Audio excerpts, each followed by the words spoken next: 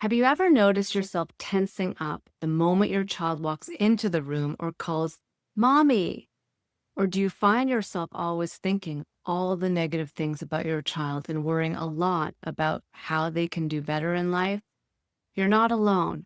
For many of us parenting hypersensitive high needs or PDA kids, our nervous systems start to brace automatically when we are around our child because of how many times a day that they can get activated and how much they are not able to function in the ways that we would like.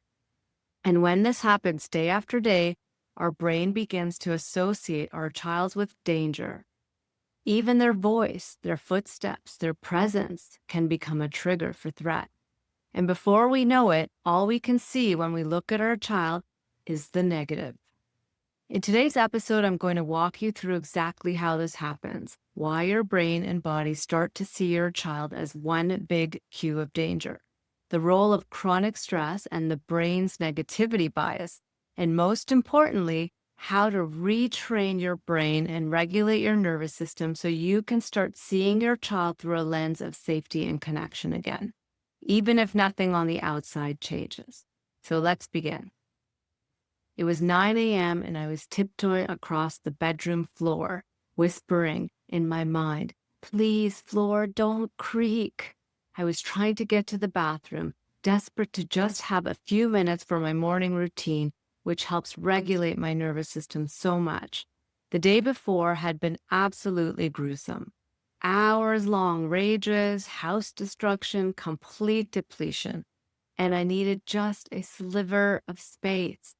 But then I heard his voice, "Mommy?" And my whole body startled.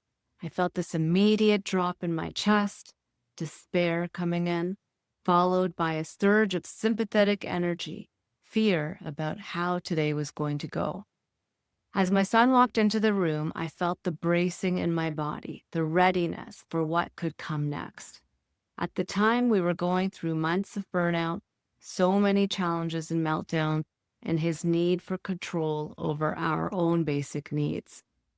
And every time I looked at my son, all I could feel was stress mounting, worry thoughts flooding me, and a deep despair that I would clamp down on just so I could function and show up for him. There was always something to worry about, though.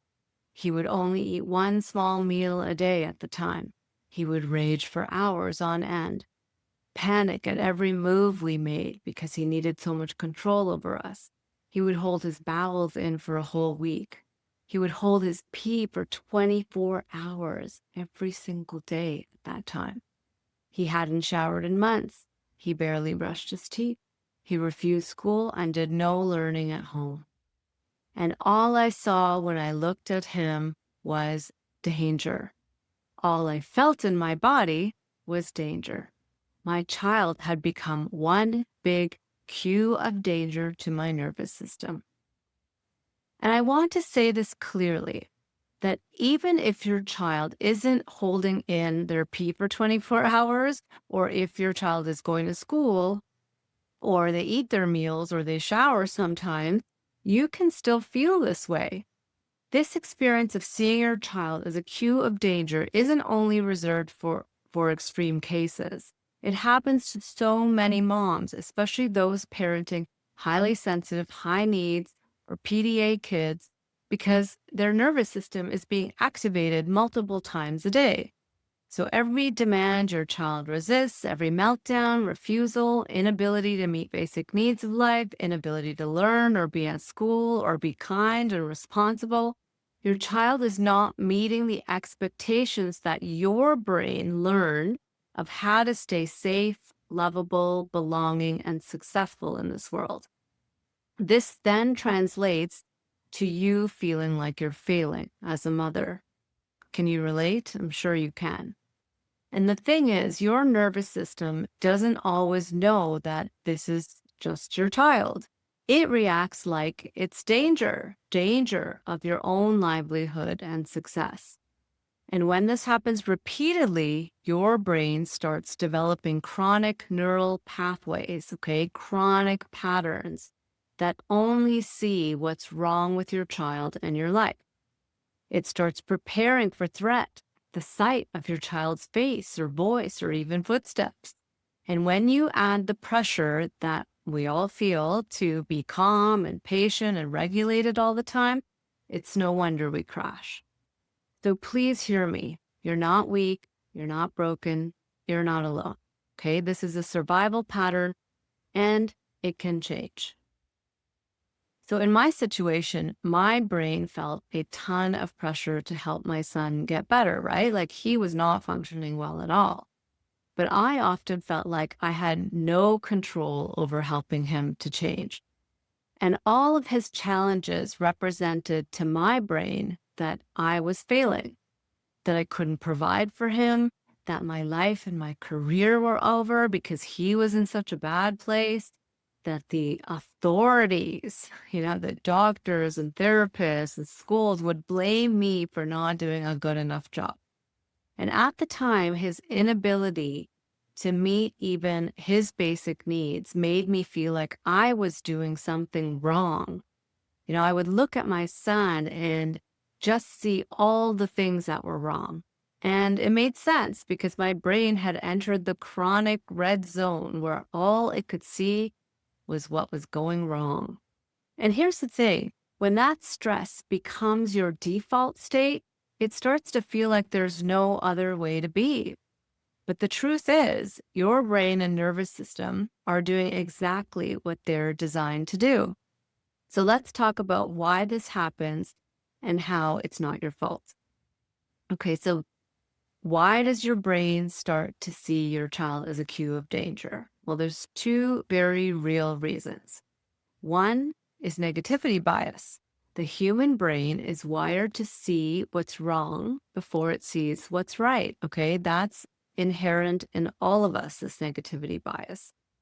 And that negativity bias, it's there because it's meant to keep us alive and surviving. And it's helpful to have this skill built into our brain as it helps us to see what could be truly dangerous, right? But when it's running the show, it keeps us locked in fear and chronic overwhelm and seeing our child as one big negative threat. The second is chronic activation. When your nervous system is repeatedly activated and you feel helpless to stop or change the stressor, which is your child in this case, your brain starts to build neural pathways and patterns that associate that source, your child, with danger. And then if you've had past trauma, it's even more intense. Your brain may register your child as a perpetrator, not out of logic, but out of this felt sense instinct that you're having because of what happened to you in the past. So the brain doesn't care that this is your child. It cares that your livelihood feels threatened. Okay, and here's the part that most moms aren't told or don't fully really understand, right? We often feel this shame and grief for even feeling this way about our child. But the more shame and grief you feel for thinking all these negative thoughts about your child or wanting them to be different or feeling like you don't want to be their mother anymore because mothering them feels like one big pile of failure and loss, well, all this shame and grief can keep your nervous system stuck.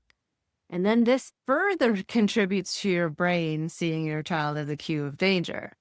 So as a mother, I know you may not even want to admit that you think and feel this way about your child, okay? Because what mother wants to admit that, right? But it is important to acknowledge it and so that you can process that grief and shame and forgive yourself for feeling this way. Because truthfully, it's not your fault. It's a natural way that the brain is designed. So you, just like me and like all the other moms, live in a human body and brain that is designed to feel and think this way. When you live with a child who threatens so much of how your brain learned to feel safe and lovable and successful in the world. Okay, but here's the big truth. You are not your brain. Okay, so just allow yourself to take that in for a moment. You have a brain, but you're not that brain. You are actually the awareness behind your brain. Okay. And that awareness can begin to notice how the brain works and help it to feel safe again.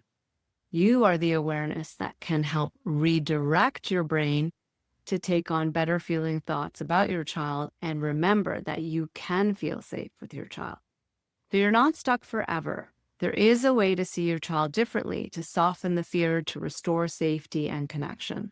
And the way to do this, okay, my number one tool for doing to help your brain see your child as more safe and see yourself as more safe with your child is to see all the glimmers, what's called glimmers, okay, in your child and in your life.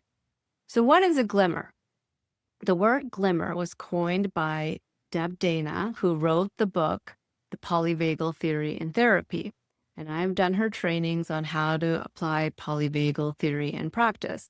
And for those of you who may not know what polyvagal theory is, it's a theory of the nervous system founded by Dr. Stephen Porges, which helps us understand the science of safety and the involvement of the autonomic nervous system in how we socially engage and emotionally regulate.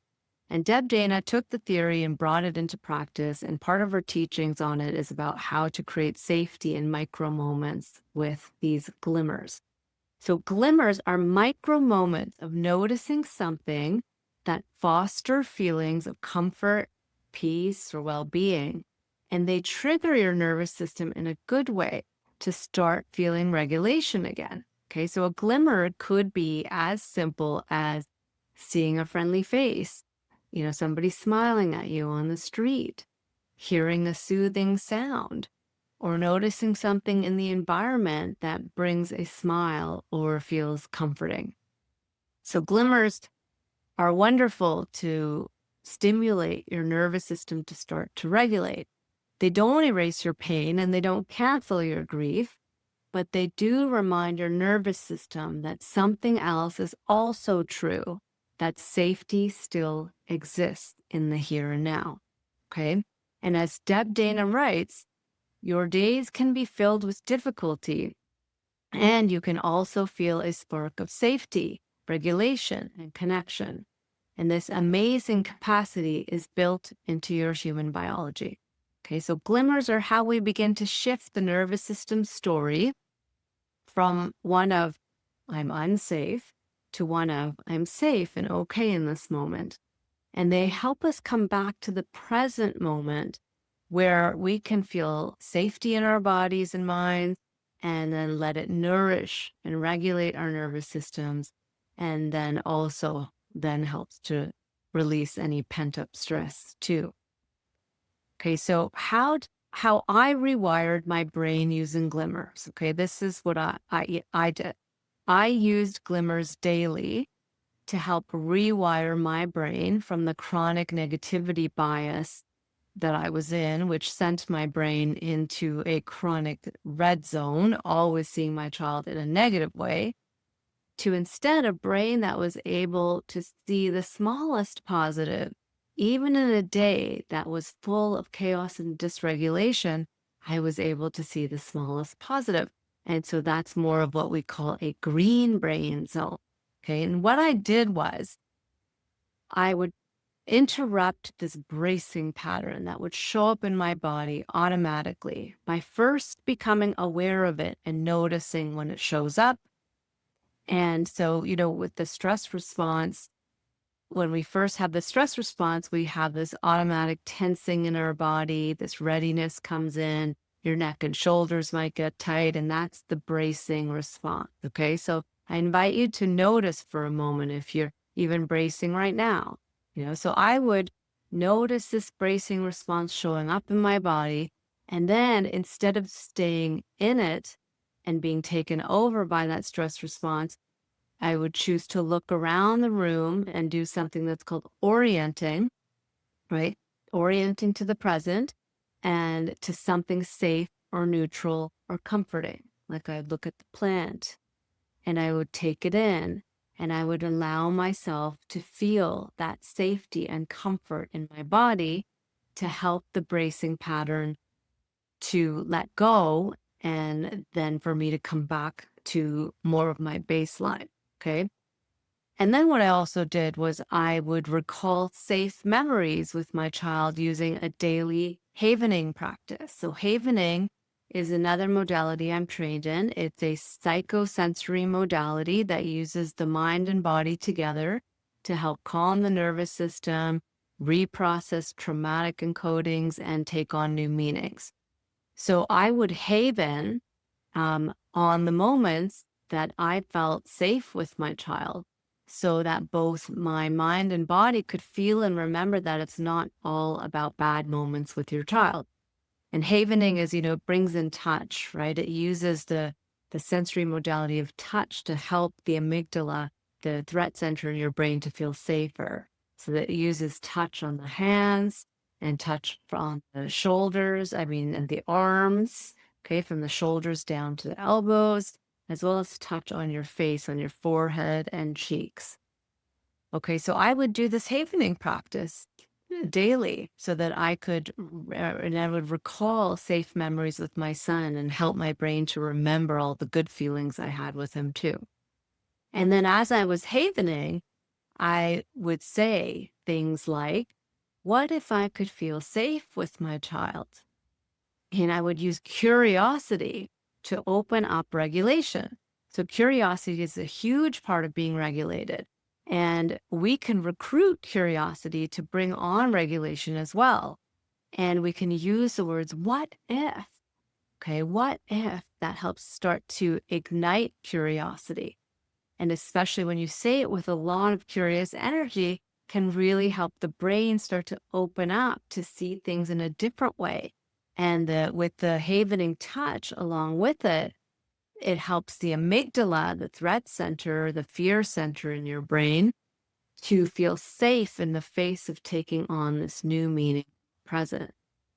Okay, so I would do this havening practice with these what if statements, and I would say things like, what if I am truly safe with my child? What if he is having a panic attack and I can help him? What if this moment belongs and I can allow this right now? What if I can feel okay and safe in the face of this? So, all of these statements, along with the safety cues of touch that havening brings, allowed me to open up my brain to new possibilities and new ways of thinking about my capability in the hard moments and the truth of what my son was experiencing instead of the highly charged survival negative view of him. Okay. And then I would also think of positive moments of the past with my son, and I would feel it in my body. I would let those sensations land in my body, like the feel of his hand and his cheek, or the sound of his laugh, or if I felt like he looked really cute, and I would take that in. And I did this actively and daily so that I could rewire my negativity bias and get my brain to start seeing the good again too. Okay, so what glimmers look like for me in daily life. I talked about a lot of the glimmers I did, hey, with havening with my son, but there are many more glimmers that you can bring into your life that doesn't have to do with your child. So if it's too hard to do this with your child first, you can do it with other things, like just noticing things that bring you comfort or pleasure in the room. For me, plants, or looking outside at the sun, or when I would walk, I would feel the sun on my face and the warmth of the sun, or the nice breeze on my skin, or I would notice the flowers on the trees, or the cute little squirrel running. Okay, so those are other glimmers that you can look around in your environment and just find little glimmers. But I would also think about things like hugging my son, and when I would hug him, I would really take it in as a glimmer, or feeling the softness of his cheek, or seeing him laugh or get excited, or watching him not dysregulate over something small. I would try to find the smallest positive, anything possible, okay, and help my body and my mind to orient to the positive so I could come out of the negative, okay? And then when that wasn't possible for me on the days with my son, I would, turn to like looking at the tree outside my window or anything in nature. Or again, as I mentioned, feeling the sun on my face or the warm breeze on my face or arms, or feeling even my back supported in the chair or my feet on the ground. So even like neutral things where the body can feel safety. I would lie on this, what's called a yogi bow bean bag, and I would feel my whole back supported by it. I would feel the warm, fuzzy blanket. At night, I would feel the softness of my pillow and blanket. If I was sipping tea, I would feel the glimmer in that, or I would watch a beautiful nature video online, or even like feeling a hug from my husband or a friend. I would take that in as a glimmer. So I really trained myself to notice and take in these kinds of glimmers so that I could build a brain that could more easily go back into the green zone and see the good things in life. And these glimmers became my neural anchors, okay? Things that I could go back to every time I braced or my negative brain was taking over.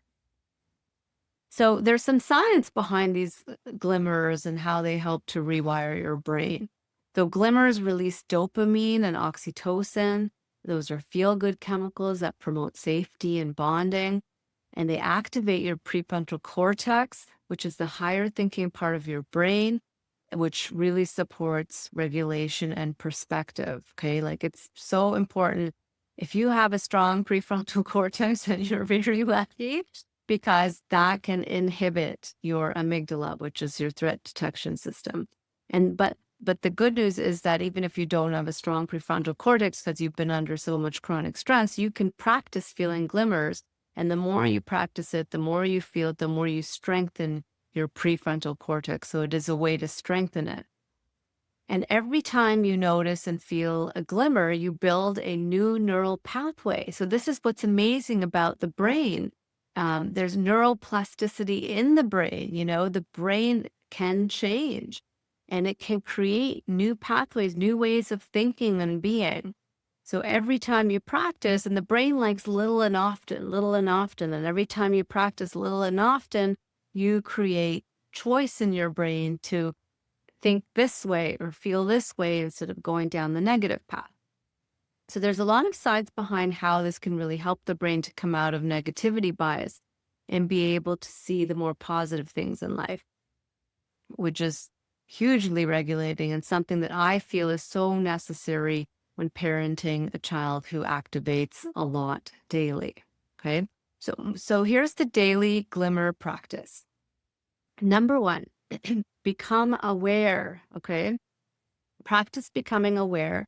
Notice when you're bracing or spiraling into fear or worry or negative or angry thoughts. So first become aware of that. And then allow it to be there. Okay, try not to resist it if you can. Try not to fight it and add more stress energy to it. Just like, oh, okay, it's here. Okay, I can handle that it's here.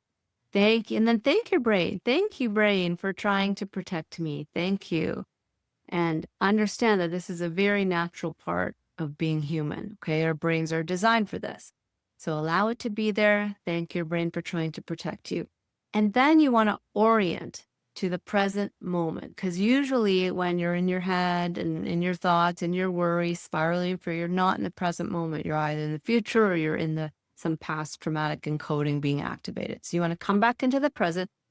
Third step is orient to the present moment. Move your head and neck around the room slowly and find something comforting or neutral and allow yourself to just take it in.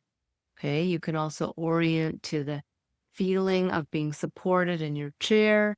You can orient to your feet, the feeling of your feet on the floor or your bum in the chair. And then let that feeling of comfort, okay, or neutral, that safe thing, land in your body for 30 seconds at least. Okay, take it in and allow it to land.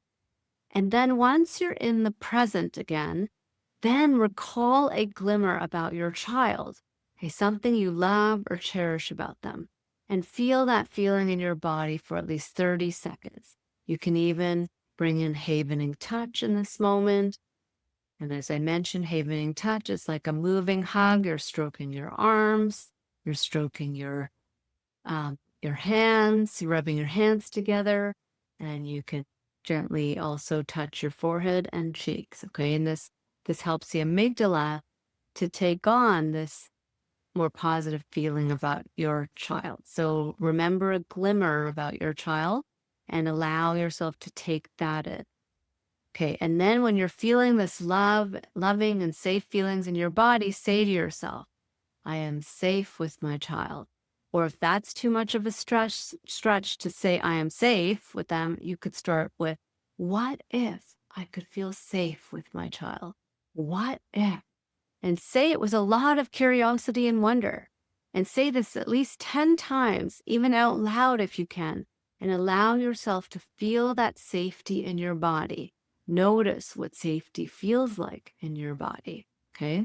And then throughout your day, help your brain to orient to notice glimmers around you, because there's always little glimmers that you can find around you, okay? These are all the things in your environment, all the little glimmers maybe even your child may show you. Help yourself to notice them and then take them in. 30 seconds, okay? And then what I also did, which is step 8 of this practice, is before bed, you recall 3 glimmers. So, there's the popular practice of gratitude practice of recalling 3 things you're grateful for. So this is similar, but you can, if that's hard and a stretch, you can just recall 3 glimmers from your day and let your body feel them again. Okay, so now some of you may be thinking, wow, that's intense to do this so often and daily. And yes, I agree. But remember, you're doing this in little micro moments. And honestly, this was what was required to get my brain out of a negative rut that only saw the negative in the challenges. I needed a more intense daily practice. So I would put sticky notes up around the house to remind me so that I could pause and notice a glimmer. And that helped me immensely to weather the intense storms that I've been through and still come back to regulation and remember that even though life can be chaotic, I can still come back to feeling safe. And honestly, it's the best practice I've ever learned in my life, because it shows me that I have the ability to feel safe in moments, even when it gets really hard. And I have the power to bring myself back. And so do you. So just to recap, if your child has become one big cue of danger to your system, if your brain is wired to see what's wrong and nothing else, if you feel ashamed for just thinking or feeling that way, you're not alone. And there is hope, okay? Not through force, but through practice in micro moments, through glimmers, through curiosity, through new patterns of safety. As Deb Dana says, your nervous system is exquisitely designed to hold both dysregulation and regulation, okay? And that means you're never broken, you're just patterned, and you have the power to pattern something new. So if this spoke to you, please leave a comment below, please subscribe, and I would love to hear from you.